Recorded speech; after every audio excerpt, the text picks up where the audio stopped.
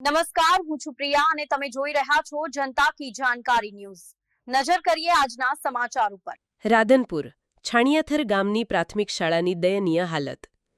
શિક્ષણ દરેક બાળકનો હક છે, પણ જ્યારે એ હકને ધરતી પર પગ મૂકવા માટે પણ છાપરું ના મળે ત્યારે પ્રશ્ન ઉઠે છે, ભવિષ્ય કોણ બનાવશે? આ છે પાટણ જિલ્લાના રાધનપુર તાલુકાનું છાણિયાથર ગામ અને આ શાળા જ્યાં શિક્ષણ શીખવાનો પ્રયાસ તો થાય છે, પણ પરિસ્થિતિ શિક્ષણને શરમાવે એવી છે।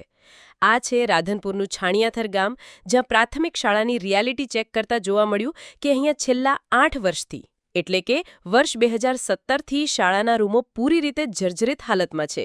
આ શાળામાં ધોરણ 1 થી 8 અને બાલવાટિકા સાથે કુલ 195 બાળકો અભ્યાસ કરે છે, પણ માળખાકીય સુવિધાઓના અભાવે આજે શિક્ષકો બાળકોને શાળાની બહાર ટપાલના ટેન્ટ જેવી શેડમાં ભણાવવાનું મજબૂરીથી પસંદ કરી રહ્યા છે। અમે કેટલીય વાર રજૂઆત કરી, પણ આજ સુધી નવો રૂમ નથી મળ્યો। બાળકોએ ભણવું છે સાહેબ, પણ આ માહોલમાં કેવી રીતે ભણે તેવું ગ્રામજનો વાલીઓ જણાવી રહ્યા છે। વિચારવું પડે એવું છે કે આ હકીકત કોઈ કાચા દુર્ગામની નથી। પાટણ જેવા જિલ્લામાં પણ શિક્ષણ માટે આમ સંઘર્ષ કેમ? શાળાની મુખ્ય માંગણીઓ: 1. તાત્કાલિક નવા રૂમોનું નિર્માણ। 2. સુરક્ષિત અને આરામદાયક ભણતર માહોલ। 3. સરકાર અને તંત્રએ ઘટનાને ગંભીરતાથી લેવી। શું સરકાર બાળકોના ભવિષ્યને લઈને જવાબદાર છે કે નહીં, કે બાળકોને અભ્યાસ કરતા જોઈને ભીતરનો સૌમ્ય અવાજ ઠપ્પ થઈ ગયો છે? હકીકત મીડિયા તરફથી અમે માંગ કરીએ છીએ કે તંત્ર તાત્કાલિક પગલાં લે, કેમ કે આ વાત બાળકોના ભવિષ્યની છે તેવું વાલીઓ જણાવી રહ્યા છે।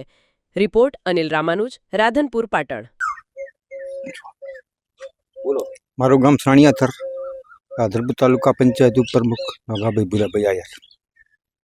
2017થી અમારા ગામની છાણિયાથર પ્રાથમિક શાળા હાવ ડેમેજ છે, જ્યાં છોકરા બેસી શકે એમ નહીં। અત્યારે ચોમાસામાં છોકરાને બહાર બેસવું પડે, એટલે તાત્કાલિક ધોરણે સરકાર અમારી શાળાનું કામ કરે। ભરવાડ ગોવાભાઈ વાલાભાઈ, આચાર્ય શ્રી છાણિયાથર પ્રાથમિક શાળા।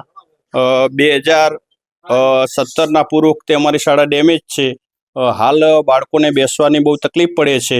બહાર પ્રાર્થના શેડમાં, લોબીમાં અને બીજા બાકીના રૂમો છે એની અંદર બબે ધોરણો કરીને બેસાડીએ છીએ। સરકારશ્રીને સત્વરે આ રૂમ બને એવી શાળા પરિવાર વતી માંગણી છે। કેટલા ધોરણ છે ને કેટલા બાળકો છે?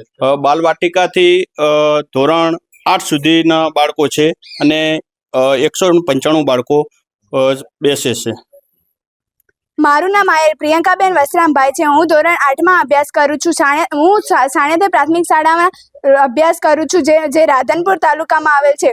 અમારી શાળા ખૂબ જ ડેમેજ છે, તેના રૂમો પણ ખૂબ જ બગડેલ છે। તે અમારે રૂમોમાં જવાનો બીક લાગે છે। તેમાં 2 રૂમો સારા છે, એટલે અમે એક રૂમમાં બે ધોરણ અભ્યાસ કરે છે અને બીજા 4 ધોરણ અહીંયા પ્રાર્થના હોલમાં, મેદાનમાં, ક્યારેક સ્ટેજ ઉપર ત્યાં અભ્યાસ કરીએ છીએ। અમારી શાળામાં જે રૂમો ડેમેજ છે એ ખૂબ જ ડેમેજ છે, એટલે અમે રૂમોમાં જતા નથી। એટલે પ્રાર્થના હોલમાં અમે એક સાથે અભ્યાસ કરીએ છીએ। 4 ધોરણ એક સાથે અભ્યાસ કરીએ। મારી વિનંતી છે કે સ્કૂલને જલ્દી બનાવી। અસ્તુ। શું નામ છે? અને આપણું નામ રામાભાઈ, માજી સરપંચ, ગામ છાણિયાથર। શું તકલીફ છે શાળામાં? ડેમેજ રૂમ થઈ જાય। 40 વર્ષથી રૂમ છે જોના રહી, 40 વર્ષથી ડબલ મારના 4 ને 8 રૂમ આવે તો 50 વાળાને આગળ ના થાય, અને શિક્ષકની ઘટ છે। કેટલી શિક્ષકોની ઘટ છે અને રૂમો કેવા ખરાબ? 3 કે 4 ની ઘટે ને, 4 ની ઘટે શિક્ષકોની। અને રૂમો કેવા છે? રૂમાવર 40 વર્ષ મારા બાઈએ કરાયા હતા, ઈકરના નવા રૂમ કેડ્યા પણ ડબલ ના આયા। આ મોટા રૂમ ના ને છોકરા બેસી કે મને નથી, 40 વર્ષ થાય ને। તો શું માગણી રૂમની ડબલની, 4 ને 4 ડબલ કેડી થઈ જાય તો 50 વાળાને આગળ ના થાય। નમસ્તે, મારું નામ કૌશિકભાઈ ભોજાભાઈ છે। હું ધોરણ 8માં અભ્યાસ કરું છું। અમારી શાળામાં ખૂબ જ રૂમો ડેમેજ અને જર્જરિત છે, એટલે અમે શેડમાં બેસીએ છીએ, કારણ કે અમે પ્રાર્થના હોલ, મેદાન, લોબીમાં અને બેસીએ છીએ, એટલે અમને ખૂબ જ ડર લાગે છે। એટલે અમે એટલે જ ભગવાનને કહીએ છીએ કે જેટલું ખૂબ થાય તેટલી જ અમારે એ સ્કૂલને જલ્દી બનાવો। અસ્તુ। મારું નામ આયર ભોજાભાઈ વીરાભાઈ, છાણિયાથર ગામનો વતની સરપંચ છું હાલમાં। મારા ગામને બાળકોને અંધકારમય ભણતર હાલમાં આ શેડ નીચે ભણી રહ્યા છે. વારંવાર રજૂઆત કરેલી છે, લેખિતમાં ખૂબ આલેલું છે, પણ છતાંય અમારે ડેમેજ મકાન 2017ની વાતના ડેમેજ છે, હજી કાંઈ આનો નિકાલ આવતો નથી.